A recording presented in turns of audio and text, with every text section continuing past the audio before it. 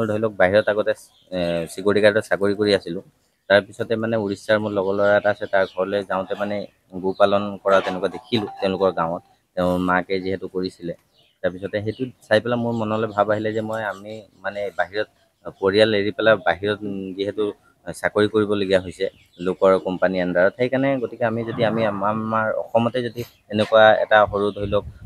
দুগ্ধ পাম এখন কৰোঁ তেতিয়া আমাৰ মানে যথেষ্টখিনি উপকৃত হ'ম বুলি ভাবি পেলাই ইয়াতে কৰিলোঁ আৰু কৰাৰ পিছত মই যথেষ্টখিনি উপকৃত হৈছোঁ আৰু তাৰমানে ইয়াৰ জৰিয়তে এতিয়া আজি এইটো পৰ্যায় পাবলৈ সক্ষম হৈছোঁ এজনী গৰুৰ পৰা আজি প্ৰায় 50-60জনী গৰু মোৰ ওচৰত